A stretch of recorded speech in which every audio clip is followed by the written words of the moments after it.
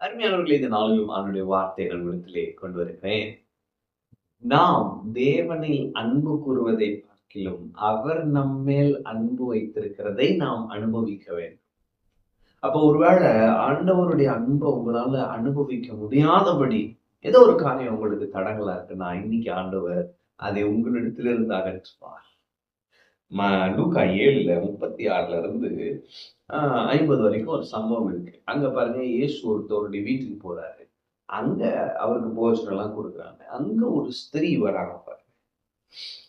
அப்பொழுது ஒரு ஸ்திரீ அந்த ஊரில் இருந்து பாவியாகிய ஒரு ஸ்திரீ, வசனமே அந்த அம்மா சொல்லுது, பாவியாகிய ஒரு ஸ்திரீ. அவங்க வராங்க.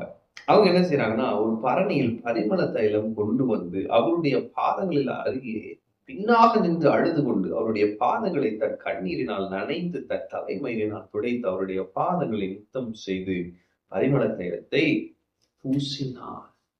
அப்ப அவங்க என்ன பண்றாங்க அப்படின்னா, ஆண்டவர் பின்னாடி நின்று அழுதுட்டே வராங்க.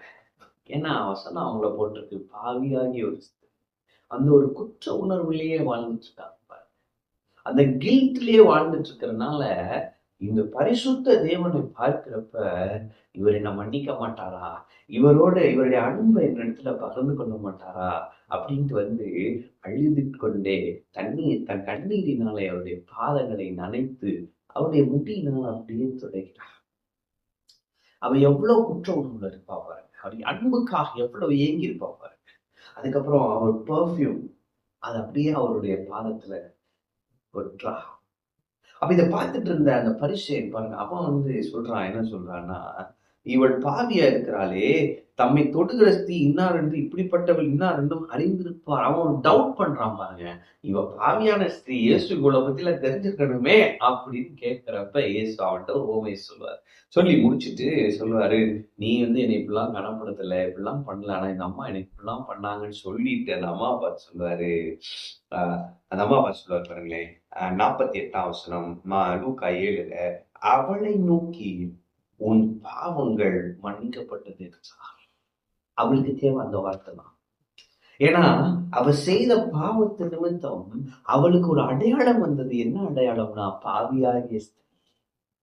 இவ செய்யறத தப்பா பார்த்து எல்லாரும் என்ன சொல்லிட்டான், இவ பாவியான ஸ்திரீ, இவ பாவியான ஸ்திரீ. அவளை சொல்றப்பெல்லாம், அந்த போறப்பெல்லாம் அவளை கூப்பிடுறது பூரா அந்த பேரை சொல்லி கூப்பிட்டு அடையாளம் இழந்து போய் பாவியான ஸ்திரீயாய் வாழ்ந்து கொண்டிருந்தாள். ஆனால் நல்ல நேசர் அவளை பார்த்து சொன்னார், உன் பாவங்கள் உனக்கு மன்னிக்கப்பட்டது, உன் பாவங்கள் உனக்கு மன்னிக்கப்பட்டது. இன்னைக்கு நான் ஃபீல் பண்றேன், ஆனா நம்மள அநேகரை பார்த்து இந்த வார்த்தையை சொல்றாரு, உன் பாவங்கள் மன்னிக்கப்பட்டது, உன் பாவங்கள் நீங்க இந்த கேள்வியோடு இருக்கிறீங்களா? என் பாவங்களை கர்த்தர் மன்னிப்பாரா? நான் இவ்வளோ கேவலமா செஞ்சுட்டேனே, ஆண்டவர் என்ன மன்னிப்பாரா? இன்னைக்கு இயேசு உங்களை பார்த்து சொல்லுகா, உன் பாவங்கள் உனக்கு மன்னிக்கப்பட்டது, உன் பாவங்கள் உனக்கு மன்னிக்கப்பட்டது. ஆமென். பார்த்தவர் மன்னிச்சிட்டார். அவருடைய ரத்தத்தை கொண்டு உங்களை கழுவி இருக்கிறார், அடையாளத்தை மாற்றி இருக்கிறார். அதுக்கடுத்து பட்டிருக்கு பாருங்களேன், உடனே எல்லாரும் ஒரு மாதிரி ஆயிட்டானுங்க. 50ஆம் வசனத்துல போட்டிருக்காங்க, அவர் அந்த ஸ்திரீயை பார்த்து, விசுவாசம் உன்னை ரட்சித்தது, சமாதானத்தோட போ என்றார். அவளுக்கு சமாதானம் இல்லை. ஏன்னா அவளை பாவியாகிய ஸ்திரீன்ட்டாங்க. அவ அதுக்குள்ளேயே இருக்கிறா. ஆனா இன்னைக்கு இயேசு அவளை பார்த்து சொன்னார், உன் பாவங்களோட மன்னிக்கப்பட்டது, சமாதானத்தோட போ, உன் விசுவாசம், நீ மேல வச்சிருக்க அந்த ஃபெய்த் உன்னை ரட்சித்தது. நீங்க நான் உங்களை பார்த்து சொல்றேன், இயேசு உங்களை மிகவும் நேசிக்கிறார். அவர் உங்களை பார்த்து சொல்கிறார், உன் பாவங்கள் மன்னிக்கப்பட்டது, சமாதானத்தோட போ. ஆமென். அப்ப நம்முடைய பாவத்தை எல்லாம் அவர் மன்னித்து விட்டார். நீங்க நினைக்கிறீங்களே, இதான் எனக்கு மன்னிக்கல அப்படின்னு நான் நினைக்கிறேன், ஏன்னா நான் ரொம்ப கேவலமா அதை செஞ்சுட்டேன். ஆண்டவர் சொல்றாரு, நான் உனக்கு மன்னிச்சிட்டேன், நீ சமாதானத்தோடு போ, நான் உன்னை மன்னித்து விட்டேன், நான் உன்னில் அன்பா இருக்கிறேன், நீ என்னால் மறக்கப்படுவதில்லை என்று சொல்கிறார். எனவே இந்த அன்பின் தேவனுடைய சத்தத்தை கேட்டு, இந்த அன்பின் தேவனுடைய அன்பை இன்று நீங்கள் அனுபவிக்கும் பொழுது உங்களுக்குள்ளாக புத்தி கேட்டாத ஒரு தேவ சமாதானம் இருக்கும்.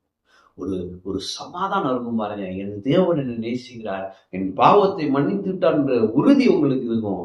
நீ ஒரு புதிய வாழ்க்கை வாழ்வீங்க. இன்றிலிருந்து ஒரு புதிய துவக்கமாய் உங்க வாழ்க்கை இருக்கும். கர்த்தர் உங்களோடு இருந்து உங்களை வழி நடத்துவார். ஆமென்.